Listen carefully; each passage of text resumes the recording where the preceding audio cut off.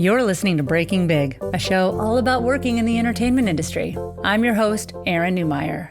We are proud to be supported by FILMCRAFT LA and Hoo Ha Ha. In fact, we are featured in the Podcast We Love section of the Hoo Ha Ha app. You can also watch our show as a live stream on YouTube and Facebook, and if you want to see or listen later, it'll also be on Spotify. It's a great show, even if you're in listen-only mode, and you can subscribe wherever you listen to podcasts. This is the one with Becca Shack.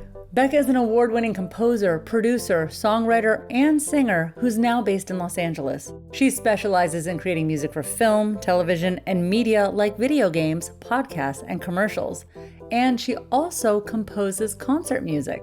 She's worked on shows like Dance Moms, The Young and the Restless, and Bones, and the recently released film on Apple TV+, iMordecai, which stars, among other well-known folks, Kane, one of my favorites. I'm so excited to talk to Becca about the psychological thriller Anne with Love that is currently in post-production. Becca is also a solo performing artist. Welcome to the show, Becca. I'm so excited to have you here today.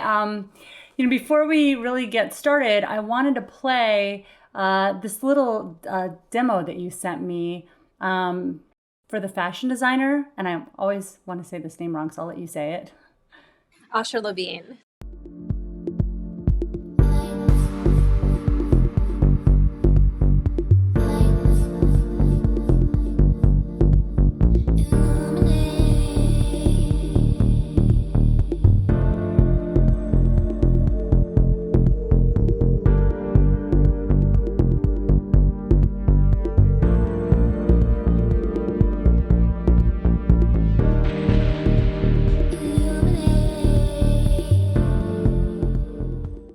That's so cool. Now, we talked about this beforehand that I wasn't supposed to say composing because that's actually a song you wrote.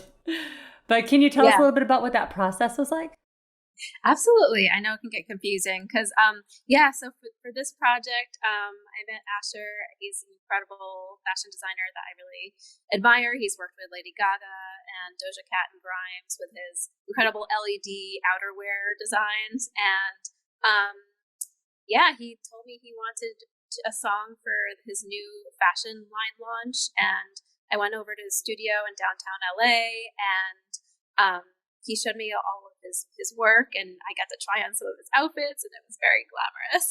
And it turns out he lives in this amazing building downtown that has a historical bank from, I guess, decades ago, and it has a room with like endless amounts of reverb. And so I went in there and did some samples of my voice and got the long, extended reverb, and it was so cool. And we went back to the studio. I met his production team. They played me some references, some musical references, and then talked about what they were looking for in the music. And then I kind of went home and did my thing and recorded some ideas, and we went back and forth from there. When you were talking about that, what struck me is you said you went to the location to get reverb, where I think of reverb as something that you apply for a digital effect after the fact. So it's so cool that you went to go get kind of the organic sound of the location. Thank you. Yeah, it was a fun new experiment that I tried. Usually on my digital workstation, I'll put the reverb in the box, as they say, on the computer with different plugins. So this was kind of a new experimental project that was fun. Yeah, that's really cool. So I know you started in the music, composing and writing at a pretty young age. So I wondered if you could just give us some background on, how you got started and how young you were. Absolutely. Well, I was lucky to grow up in a very musical and cultured family. My parents used to play records as a kid, and they'd be wafting through the house, and they were very eclectic bunch of different bands like Simon and Garfunkel, Peter, Paul and Mary, Earth, Wind and Fire, and also lots of classical music, Stravinsky, Villa-Lobos, Beethoven, Mozart. And so I got a very broad kind of musical upbringing. And at age 5, I started playing piano, and then I went to public school, and they had a really great, strong music program with a great music director. And I ended up, if there was a music thing happening, I was part of it. I played jazz piano in the jazz band. I played bassoon in the wind ensemble. I sang in all the choirs and was taking piano lessons and voice lessons and acting in community theater and playing in bands at the high school coffee shop, coffee. So it was like, and then I went on to study classical music at Juilliard. I got to study with some amazing composers, Sam Adler and Christopher Rouse, and had just like the top tier music students playing my music and basically sight read my scores, and that was really cool. But yeah, after I graduated, I submitted some music to a few music contests, like the International Songwriting Contest and the John Lennon Songwriting Contest, and I was a finalist in a bunch of them, and as well as the ASCAP Young Composers Morton Gould Award. I was a finalist in that too a few times. So yeah, it was just a good way to kind of get my name out there and start competing and see kind of what people were responding to. That's so amazing. Like there's a couple cool programs. My kids go to a public school here and they're known for their music program, which I just think is so phenomenal because I'm sure like with a lot of things, music helps you in the other fields of study as well because you have to get, your practice. It teaches you that, you can make incremental gains, and if you have persistence, you succeed, like all those kinds of things, which are such good lessons for anybody. So, but how cool that you had all that success at a young age. So did you think you wanted to, work as a composer already when you were 11? I always knew I was wanting to do music in some capacity. It was always my calling. I always loved singing. I was a very romantic kid. Like I thought I would like hear music in the trees and the wind and then like run in and play the piano. So I don't know if I was thinking about like a career in music, but I always knew I was going to study music and pursue it. And then it just kind of ended up being the natural path for me.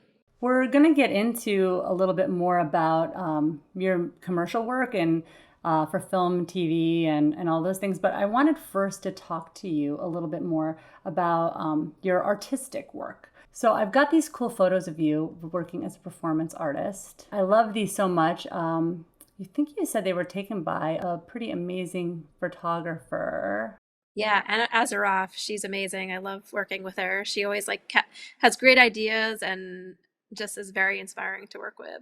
That photo shoot was taken in Malibu, and it was like one of the different setups that we had, and we talked about adding like different colors, and I love blue as like, and I think, the project I was working on at the time had sort of sad tinges to it. So I don't know. We also did like some photos in like with a pink backdrop or a pink gloss over it. So yeah, I just love to play with like splashes of color. When you first got going in like this industry, you came in as more of a songwriter. So how did you make that transition, dealing with people who have like creative briefs that they want to work off of, or, you know what I mean, writing for someone else's needs as opposed to writing for something that like really inspires you personally? Yeah, it's actually, yeah, that's a really interesting question because the music I write for myself, it's more kind of a soulful process where I'm, just kind of listening into the what kind of emotions I want to express in the moment and, really communicating directly with my audience. But when you're working on a collaborative project with a shared vision, it's really about the story and telling the story in the most authentic and honest way I can. And so I kind of have to forget about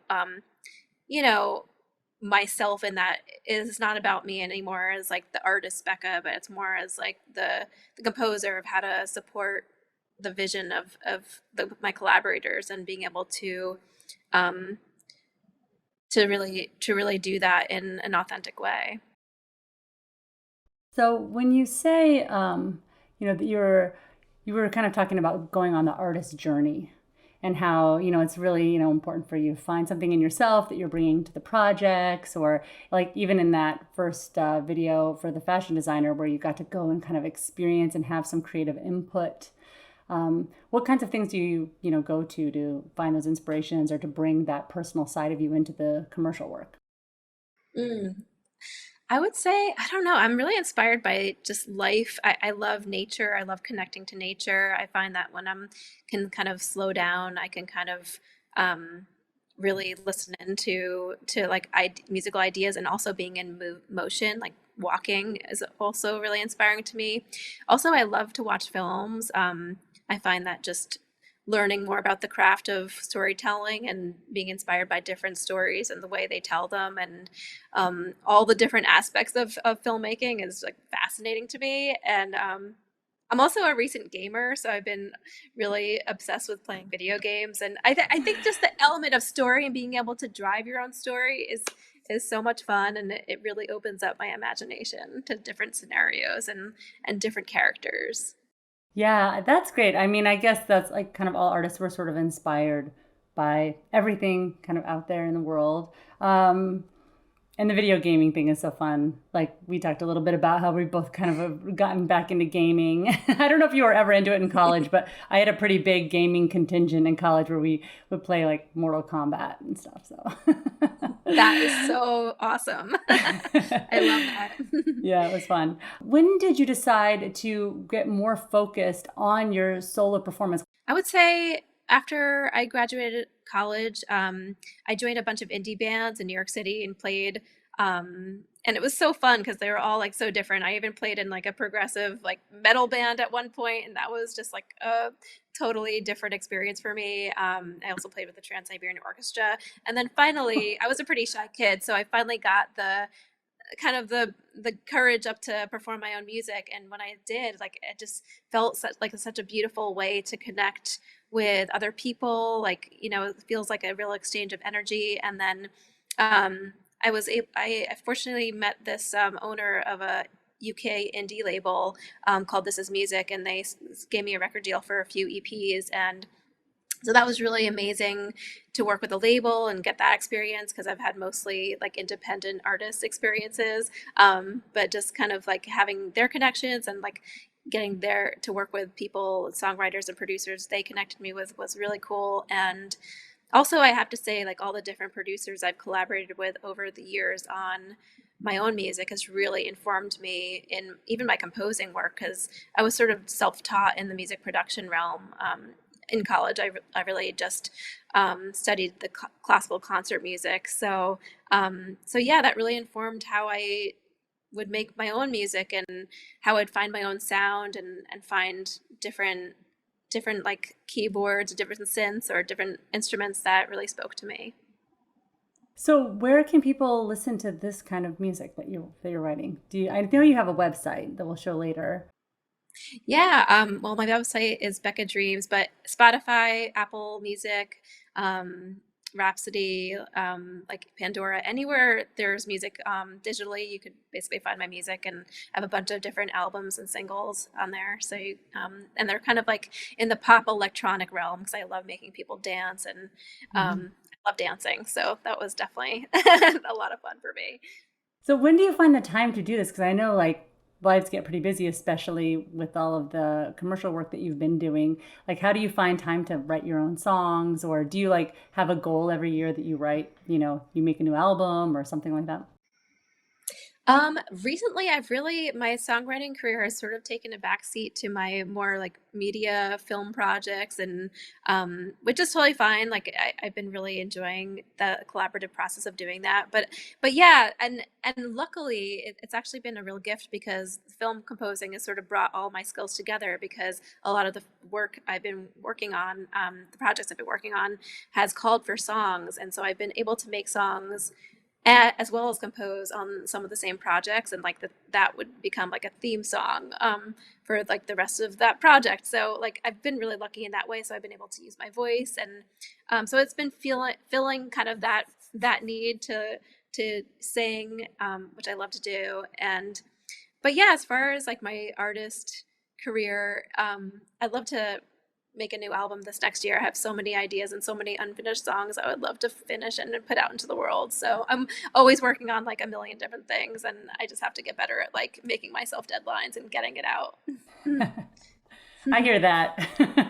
Yeah. That's really cool. Speaking of, well, first of all, I wanted to say that's amazing that you're so lucky. I keep thinking how many songwriters also really have this background in composing for strings and orchestra. And I mean, I think you've did percussion composing, and like I can't even think of all the different types of composing that you do. Like that's probably pretty rare to have somebody that can do like pop, electronica, and then also like put together music for a string quartet or something. Thanks. Yeah. I mean, it all is kind of just like an extension of different ways of expressing myself and expressing, whatever is like kind of influencing me at the time. And I got really, really lucky to have amazing mentors growing up. And, when I was studying with Chris Rouse, I was in awe of all his percussion writing, and it felt kind of like going to a rock show at a classical music concert. So I've just had like incredible teachers and inspirations along the way. So I'm really grateful for all of that. That's amazing. Thank you. I wanted to play. So you just talked about how sometimes you're actually getting to write songs, even if it's for media or a podcast or a film or something.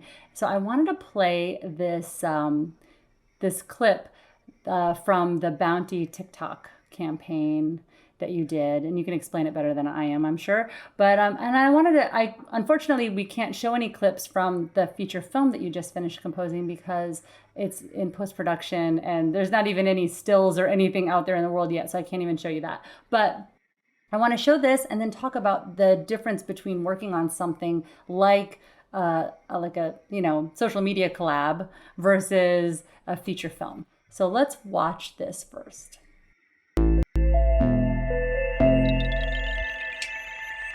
Both candles racing all day and through the night. These dreams I'm always chasing, stuck in a tunnel trying to find a light. Ooh, I started up using the force, got superpower, feeling my feelings and it's a love. So there's just a little taste of that song. I love that. So tell us a little bit more about what that was. So that was an amazing project that came my way.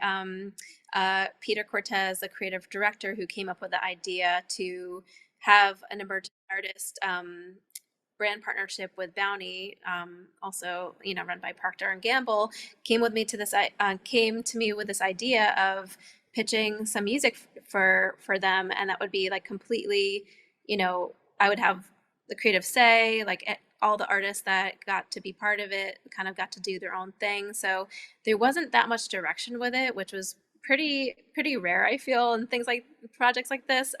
So I demoed like a 30-second clip, and then he pitched it to the team at Bounty. And then I think at the time they were like the first team got like let go of, and then he had to like pitch it to like another team or something like that, like where it had to be like go through multiple phases of approval. And then I think it took like a year, like I demoed it, and then like it was a year later that I forgot about it, and he was like, oh, they're actually gonna go do this. And then I was like, amazing. So I got to turn it into a 2-minute song, and I worked with this incredible producer, Stuart Christian, who's worked with Kylie Minogue, Kesha, Backstreet Boys, and like, so he made it really like sparkly and like radio ready. And it was kind of like a dream project to work on. And then it ended up going viral on TikTok because they Bounty, when they put it out there into the world, which was actually during the pandemic, they had all these like influencers on TikTok do like a little Bounty quicker picker upper dance, and it was so cute. And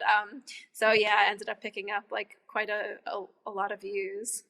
And then that little animation is something that Bounty made to go with the song for people to choose. Because I think I haven't done a lot of those things where there's like challenges or whatever, or they try to get you to like save a sound and then you can use it on your own stream. So is that like the video that they put out originally with the sound, or where did that video come from? Peter Cortez actually designed it. He's an incredible animator and graphic designer, and works on all sorts of different projects. But that was his design. And then I think I don't remember what came first. I think they just kind of were like, yeah, show the bounty paper towels and do some fun dances to it. So, Addison Rae did one, and like a few other like major TikTok influencers did some dances, and it was like so awesome to see them dancing to my song. I was like, yeah. That's really cool. Thanks. That's such a cool thing that you did that. And now, so that actually, your experience sounds like many movie experiences where like you start something and it's like, oh, this is what I'm gonna do with the month of July or whatever, right? And then you're just like, oh, I guess I'm not doing that. And then surprise. And sometimes it's like years and years later, actually, the fact that it was only like, what did you say, 1 year? That's actually not too bad. Oh gosh, it's so true. Like I've one tough lesson I've learned in this industry is like it's kind of like hurry up and wait, because music is often like the last thing that people need, and then you have to get it done under like a really crazy deadline a lot of the time. Sometimes like you get lucky and you get to work on it from, pre-production, which is always a gift. But yeah, I mean, and then after that sometimes it could take a while. I mean, now especially with like all the strikes that are going on, like so we don't have control over anything. So all we could do is, do the best job I can do with the music and like my job, and then kind of surrender to the universe and see what will happen. So, but yeah, I'm excited for all the projects I've worked on that have yet to come out. At some point, they will be released. So I interviewed a music supervisor, Jennifer Smith, and she was also talking about that, how like people don't think to bring on the music supervisor early enough in the process because it does take time. You just can't like, you hear stories every once in a while of somebody saying, oh, I wrote that song in a day, but that's not usually what happens. Exactly. Yeah, I love Jen. She's a friend of mine, and I'm getting to work really? with her Oh, cool. right now. So yeah. So I Small love world. everything she does. I know it is really small. Yeah, she's amazing. So when you're working on a project like that, I'm assuming that once it got going, it didn't take a very long time for you to, finish the project, as opposed to like on the feature film and with Love. I imagine that was a longer process. So can you kind of, give us the pros and cons of each one? Absolutely, yeah. So with And with Love, I got in pretty early. I saw like an email through one of the communities I'm part of, and I ended up pitching my music to them. And I think they had a few other composers that they were trying out. So they had everyone demo a scene, a short scene, and they ended up hiring me, which was fantastic. They were really lovely to work with. George Henry Horton directed it, and Blaine Morris is starring and also producer of the film. So, but yeah, they were still shooting. They were still like, I think most of the movie had been shot, but they were still doing some pickup shots and things like that. So it was still in production.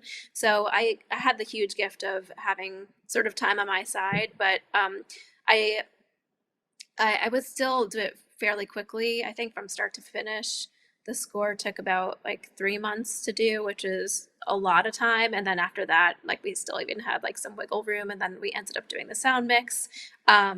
They hired this incredible sound mixer, Kaba, who did the sound on it and brought all the different sound elements together. And yeah, so I know now they're getting ready to distribute it soon, and it should be out hopefully sometime this year. Fingers crossed. But yeah, that's an independent film project. So when there's not like a big studio involved, there's often not like a set deadline. So it's kind of up to like the independent filmmakers to find a distributor or work through an agent to kind of figure out how they're going to do a limited theatrical run. So, but that'll be really exciting when that happens. So I'm really looking forward to that. Yeah, that's cool. So when you say that you went in, or that they got to the mixing stage, do you have to go in and sit there with them, or do you ever have to re-record anything? Or like if it was for a particular scene, did they have you like make something that was only a specific duration or something? Absolutely, yeah. So each scene, like they kind of, well, at the beginning of the process, we kind of sit down together, do a spotting session where basically we watch the movie together, and they kind of walk me through each scene, like with the characters, like what they're looking for, if they have any temps or references. And in this case, they had a temp for the score, but they weren't really too stuck to it. Like they were kind of like gave me a lot of creative say and direction with it, which was really nice. And then once that's done, I took all my spotting notes and made sure I was tried to stay organized, and then kind of went on my own and would go kind of scene by scene and then send them a chunk of scenes at a time, or like an act, like the first act, second act kind of thing. And then submit it to the director and producer, and then they would get back to me with revision notes, and then I would go back and revise and do new scenes. So it was kind of a really fun back and forth. And I just had a great time. Like I love the collaborative process where we're sharing ideas. And at first, this was probably the longest. This was my first feature film, and it was the most music I had ever written for any given project. They wanted kind of like wall-to-wall music because it was a thriller, which, the music kind of plays a big role in thrillers and is carrying a lot of the emotional, like it's almost like the music is its own character. So, but so that was really fun, and in every case, I feel like the notes always, or the revisions always made it better and elevated the film. So yeah, I feel like overcoming those challenges of having to take the notes and having to kind of not be so precious about my own ideas. That was a really great learning process for me. And it was also ended up being really rewarding in the end. Well, I wanted to show a few pictures here. I'm not sure if this is when you were working on that particular movie or just kind of what it looks like when you are working. It was a song I wrote with John Fryer, who's like a legendary British composer, guitarist, and producer. And I collaborated on a song with him and happened to get to record it at the amazing Evergreen Studios. That is a massive mixer. It is, yeah. That was a lot of fun. That was also at Evergreen Studios in the control room. So I mean, how many instruments is that for? Right? You could have. I mean, they have full orchestras there, which wasn't the case in this scenario. But I hope to do another session there sometime soon. But yeah, it's usually just me working from my home studio and kind of with a pretty basic setup and just getting creative with what I have and sort of kind of playing with my own sounds. But yeah, it's a real treat to get to work at the bigger studios. Yeah, in this picture, I want to say for anyone just listening, I want to say, I mean, it's a kind of a wide angle lens maybe, but it looks like this mixing board is easily 5 feet long or more. Must be, yeah. It was gigantic. I was like, wow, like this is massive. So that's so cool. Pretty cool. Okay, I got another one here. Let's see. This is you conducting. Yeah, so I got to conduct, I was doing a string quartet session that was organized by Catherine Joy. She actually was an incredible friend and mentor of mine. I first met her when I first moved to LA, and she introduced me to the AWFC, which is the Alliance of Women Film Composers, and it's been just like a huge resource and incredible community that I'm part of. And so I was working with like incredible talented string players here and conducting my piece. So that was pretty cool. There's one more. It's a kind of artsy black and white photo of. It looks like you're working on a much smaller mixing board this time. Yeah, I think it's cropped, but it's a bigger. It's not quite as big as the one at Evergreen, but this is at another string session where I'm listening back to the recording of the strings as they're doing takes. So it was like a very, I was in the control room while the string players were playing live in the recording room. That's really cool. I wanted to go back because when you were talking about spotting, I think I understand what that is, but I'm not entirely sure. Like, does the spotting happen after they've already shot and edited most of the film, and then they've just picked some like songs off the internet or samples from other things that they've kind of like put in as placeholders, sort of? Or is it something that maybe it's an animatic where it's just like a animated storyboard and you're working from there? Yeah, usually it's a spotting sessions usually with like a rough cut or even a final cut. I think at the time I did a spotting session with for And With Love, it was like pretty close to picture lock when the film is like nearly done. So that was really lucky that that was kind of in that further along stage. even though in the production phase I was already kind of writing themes and brainstorming ideas based on like our earlier preliminary conversations, the spotting session is more kind of like nailing down like what each scene should bring in terms of like music, sound, and emotion. As far as we're able to kind of like talk about that. So And then like, how does that work collaboratively? Because, you know, might come in with something, they're like, that's amazing, but it's doesn't fit, or it was too long, or we want to use it in this other spot, so you need to totally retool it for that. Like, how do you handle the feedback? It's funny. It did happen. There was one particular scene in that film where I came up with something I absolutely loved, and I was like, "This is awesome. This is like going to be totally great." And they said exactly that. They were like, "We love this, but it doesn't really fit." And so I was like, "Okay, let me put this music aside. I'll use it for something else, like maybe a future project or maybe one of my own projects." And then I went back to the drawing board and came up with something totally different, to kind of suit that scene better. So yeah, it's kind of like it can be.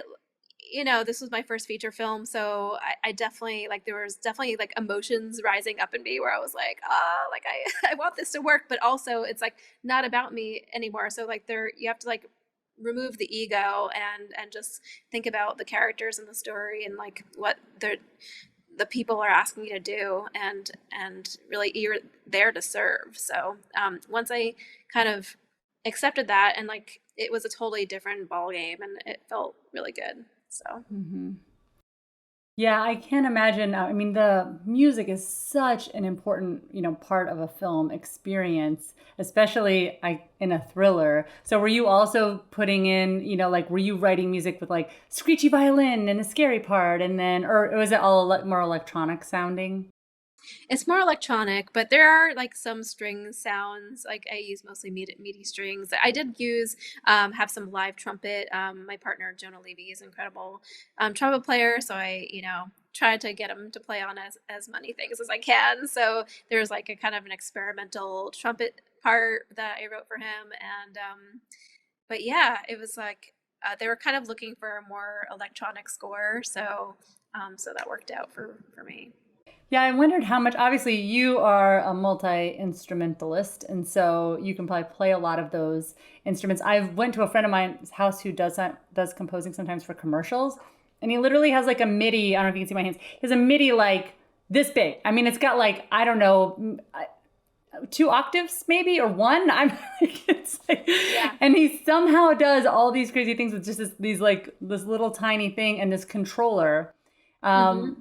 But I wondered, if you kind of prefer to do that sort of thing, or since you do have the skill to play the piano or play other instruments, if you prefer to use like actual instruments or even compose something and record other people playing the instruments.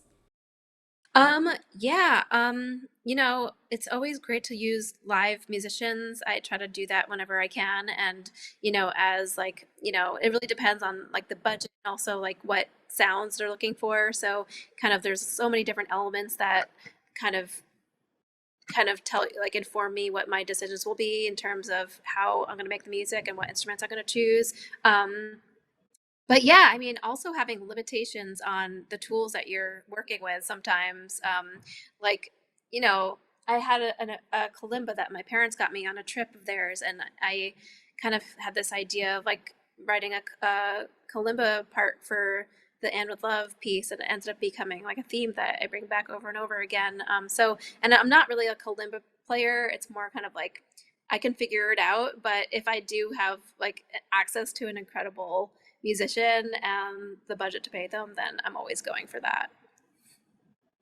Yeah, That that's makes cool. Plus, then whenever you're working with somebody else, it brings a different energy to it, which can be cool too. So, Absolutely. so I Yeah. know that you also did some composing for a video game, which is very Yeah. exciting to me. Yeah. Thank you. I'm excited about it too. I definitely obsessed with video games and video game music, and I hope I could do more of that soon. So yeah, this was an interesting project where there were a few composers who were already working for the game developer, the game company, and they needed help from another composer. They were very stretched thin on a bunch of different projects, and they needed help writing a theme song for this one game that's I don't think it's out yet, so I can't really say too much, but I know it's like it's an indie game that they're developing for PC and like hopefully PS5 platforms. So but yeah, they kind of gave me some references. They're like, we need it to be like synthwave, cyberpunk, and I was like, cool, I could do that. So yeah, I got to work with them on it, and I ended up writing one of the main themes of the game. And it was a similar experience where, like, I'd send them ideas and they'd go back and forth, and we had to like pitch a demo first to the gaming developer, and they got back to me with their notes. So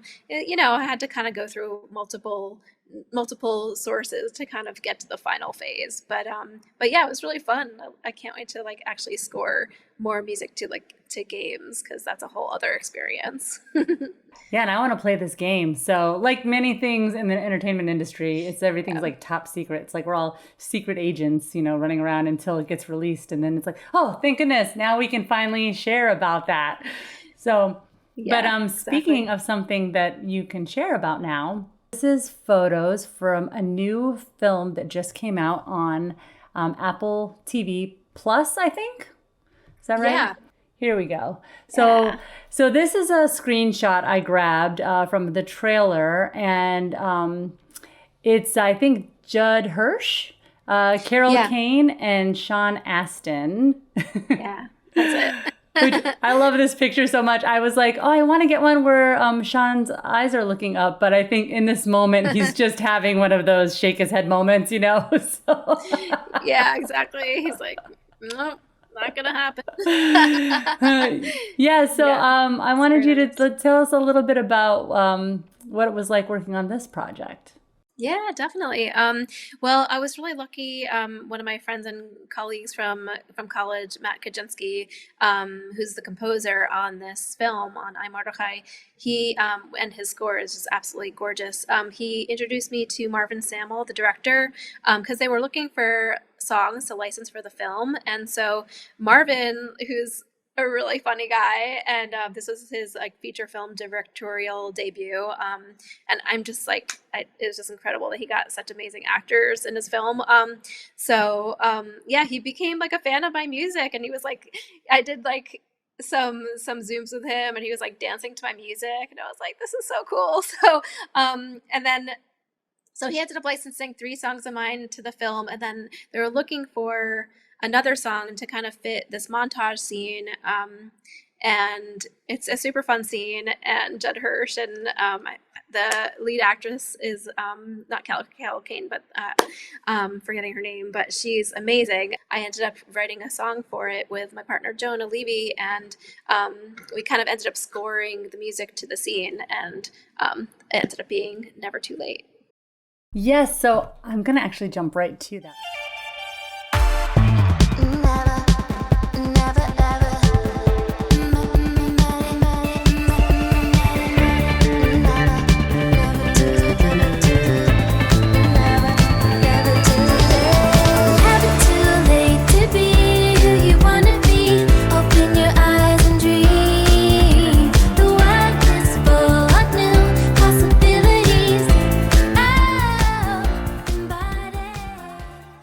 I love that song. I love that. Thank you. Yeah, Thank you very so much. Cool.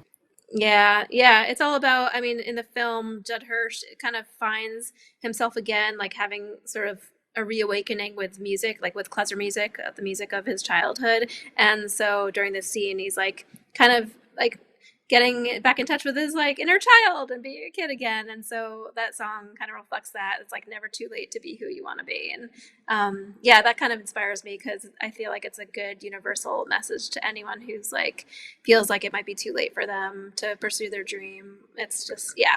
Yes, every morning I wake up and I think, oh no, it's too late. And then I'm like, nope, today's the day. Everything's going to come together. Exactly. You got that.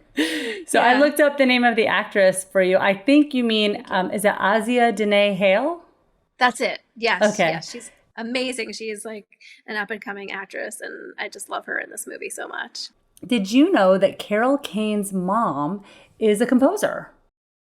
I did not. Yeah, her name Wow. is Joy Kane. And when I was prepping for this interview, I looked her up because, Carol Kane. And she was She's the best. on one of those morning shows, I think with Hoda, and they were talking about this and like she's written several books and yeah, she's like this super talented composer.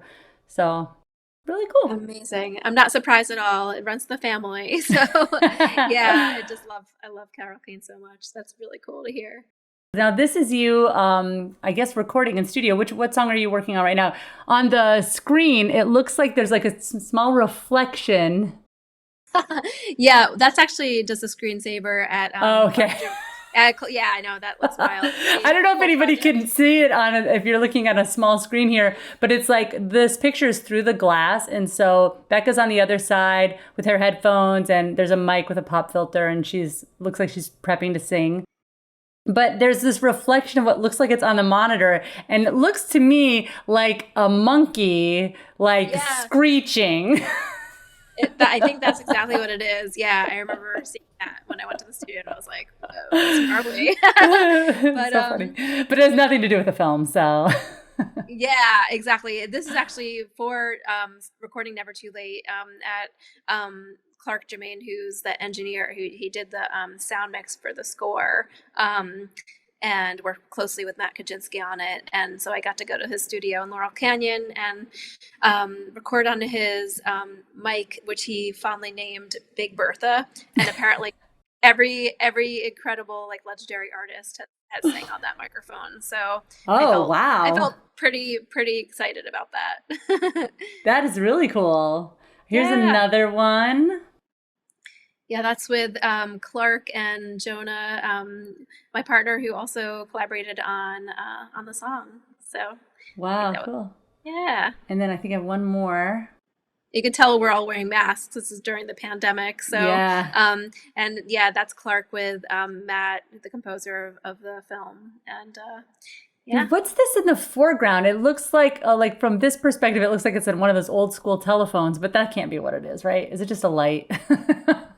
Oh yeah, that's just a lamp. Yeah, it does look like that. I was like, ooh, what are you Are you doing like recording and to get that, like walkie-talkie sound from? Do you remember that old song, "Putting on the Ritz"? Yeah, definitely. They have that kind of like far away sound going on with the walkie-talkie. So yeah, I know he is just like a plethora of all this incredible gear there. So like it was kind of like a museum going to there and checking everything out. So he's done a lot in the industry. So it was a real treat.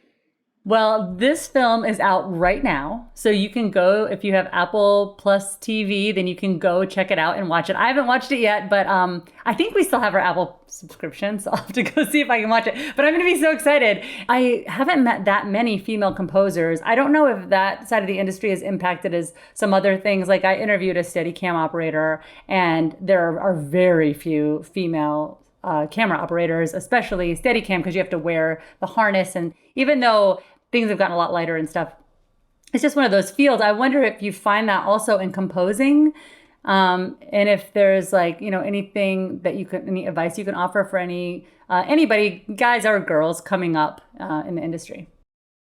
Absolutely. Yeah. I mean, it still is like we're making a lot of progress, but it's slow moving progress. So it's still very like predominantly male, as in the composing and film world. And, but yeah, we're trying to change that, bit by bit, especially I found that, joining different, female and, female identifying led organizations like the Alliance of Women Film Composers, Women in Media, Women in Music, have been just invaluable for me at meeting people in the industry, other professionals I can collaborate with or give each other advice or just kind of have a feeling of camaraderie with, has been such a huge gift. So I definitely recommend that to whoever is listening and wants to pursue a career in film music or the industry at large.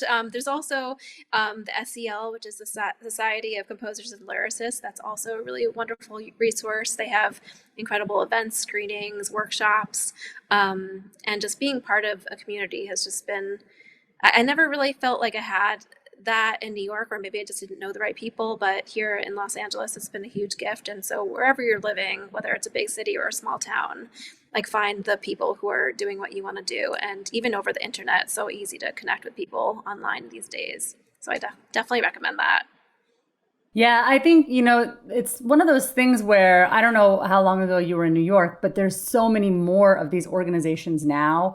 Like I'm a member of the Alliance of Women Directors, and it's like there's really any field that you want to get into, there is an organization. And even if you're a guy or if you're LGBTQIA, there's definitely organizations specifically there to help you. And then I think it's always kind of good to mix and match. Like for me, it's just as important to me to have friends that are allies, or, men in the community, or anyone else in the community that will reach out and offer you the chance or think of you. Like I always say, when people are, producing a film, they tend to just reach out to like this person they know, which is always the person they worked on the last project or the project before. And so then it tends to be this kind of self-fulfilling prophecy that the pool stays very small. But if you just challenge yourself to reach beyond the pool, it's always so great to collaborate with new people, get new ideas, and giving those folks opportunities. I mean, it's one of those things I think is really important. So I think it's great that you mentioned those organizations, and I'll definitely drop them in the show notes too. Are there any other like classes or anything that you recommend? I know you studied at Juilliard.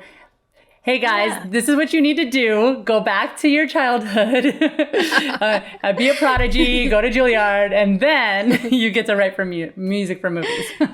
Yeah, right. Oh my gosh. I know. It's so funny. Like everyone has their own path. And I know so many successful composers who haven't had a formal training. In fact, they started as like, in bands or as artists or doing completely different jobs. And if there's a will, there's a way. If you want to do something, you can make it happen. So I firmly believe that.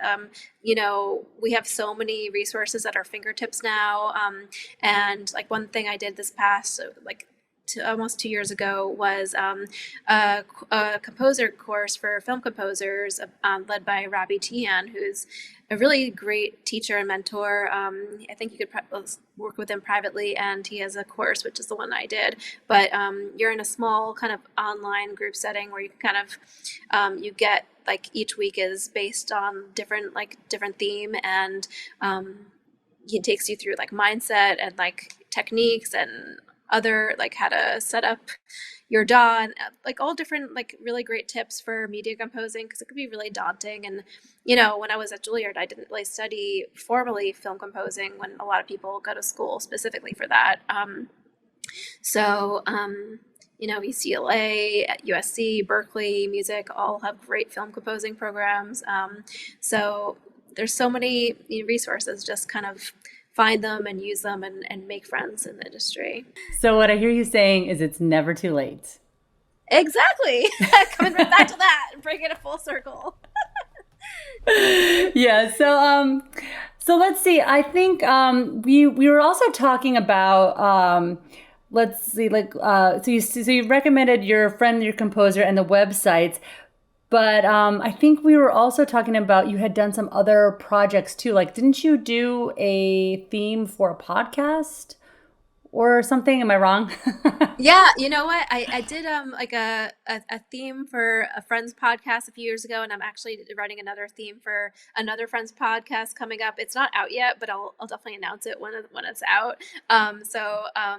But yeah, just like kind of always asking questions. Like I think I saw someone like on Instagram saying like, hey, like I have a new podcast and it doesn't have music or anything yet. And I was like quickly wrote to them and I was like, do you need music? And she was like, yes, like please, we'll hire you. So like, just like put yourself out there. Like I think that all the best things I've gotten have been just stuff I've gone for. And like if your friends like Matt Kaczynski hired me for additional music for his film. And, just the more people you talk to, and, my partner Jonah has always like introduced me to other musicians who want to collaborate. So, and I just have to give a shout out to like my family who's always cheered me on, and I've been really lucky in that way. Let's do our shout outs. So this is one of the websites that she mentioned. And do you have to be a member, or is there just information on this one? You do have to be a member to attend events, I think, for most of their events, or you can go as a guest if you know a member. So highly recommend joining. I think it's like, I don't know, a $50 annual fee, but it's just a phenomenal group. Like they're just like, it's just an amazing resource of people to know, and they just like, it's so educational too. So definitely recommend the Alliance. And then here we got the other one I think you mentioned. Mm-hmm, the SEL. Yeah. They also are fabulous, great screenings and events and workshops, like they're constantly doing stuff. They have a magazine where you can read interviews of other composers, and it's really great. And then we didn't talk about this, but on the show, but you were just mentioning that these are great podcasts, and I'm definitely going to check them out. I always like to give a little follow and show some support. Oh, yeah. Yeah. If you want to like just, hear a great podcast about like, critics talking about the best films and like the best movies out there, like The Big Picture is really fun and entertaining to listen to. And A Score of the Podcast is also educational for anyone doing film composing. So yeah, I definitely recommend them. And then while we're doing shout outs, I think, yes, you were telling me about this really great book. Yeah, Ari Herstand's How to Make It in the New Music Industry. Ari Herstand's an incredible resource and like just human for artists, up and coming artists who want to learn about the music industry. And like, he teaches courses on the sync licensing world, which I actually took, and it was really informative. I think he has one on like live streaming your music and getting your music on playlists and all like the nuts and bolts of the different types of nuts and bolts of the industry. Like he's just an incredible person and a musician himself. So he's kind of like learned through experience, and I highly recommend the book. Yeah, that's so cool. So while I have the screen up, I always like to share things with the world that I've discovered, because like I'm discovering things, I'm sure, that no one's ever heard of before. But we kind of got talking about video games, and I just love that here we are, two ladies that aren't 14 that are playing video games. I know, hilarious, right? Yeah. So you have turned me on to this one that I'm definitely going to go check out. Totally. Yeah. This is like Octopath Traveler 2, and it's an RPG game. It's a remake, I think, of a game that was out a while ago, but I'm playing the remake, and it's really gorgeous, and the music is beautiful, and it's funny because I started playing it with my partner, and then we realized we both like wanted to play it on our own. So he's playing like the Switch version, I'm playing my own game on the PS5, and like it's cool. So there's so many different characters that have unique stories, and it's just really good to know it's on the Switch, because I like that one because you can kind of grab and go. Yeah, it's very mobile. Here is, let's see, this is the map, which is cool and old timey. And then I thought this picture was really beautiful. It's like the little characters running on some dilapidated old pier or deck. But then the boat has this beautiful masthead. It's like a unicorn or something. It's so cool looking. I don't know if all the gameplay looks like this. These are just the shots. Yeah, there's so many different areas. It's all just a really imaginative. Like I really love the world building and the characters, and it's kind of like lost in this other world of the game. And does it have cool music too? Yes, beautiful music. I wrote his name down. Yasunori Yoshiki is the composer. Oh, cool. I love that you looked that person up. That's amazing. I also have a video game I want to share.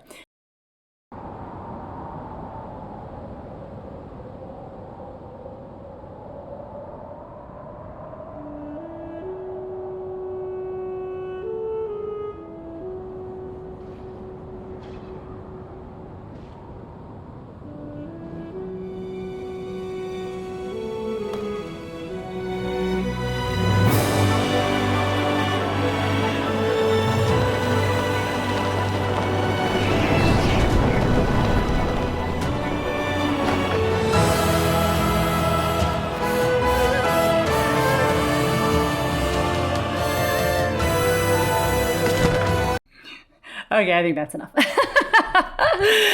Yeah, that just cracks me up because the music, I mean, everything about that. First of all, I don't know what happens to me when I start playing that game. I'm all in. You know, you're doing all this running around, but then sometimes I will just climb up a mountain peak and sit there and literally watch a sunset that's not real at all. I know, it really sucks you in. I feel the same way. I'm like, it's so immersive. It's like, I completely get why video games is such a booming industry now, because it really, like, you feel like you're in your own movie in a way. It's so cool. Yeah, the music is just so beautiful. And plus there's just like the sound design in general. It just keeps you really invested. And, it's like my husband goes to bed and then I like game for an hour or two, like after everyone's asleep. Becca, thank you so much for being on the show. It was so great. You are insanely talented. I mean, the composing, the music writing, I love your songs. I really love it. My daughter is going to be so excited to listen to that later. So just thanks so much for coming on the show. I really appreciate it. Erin, thank you so much for having me. It's been a pleasure to talk to you.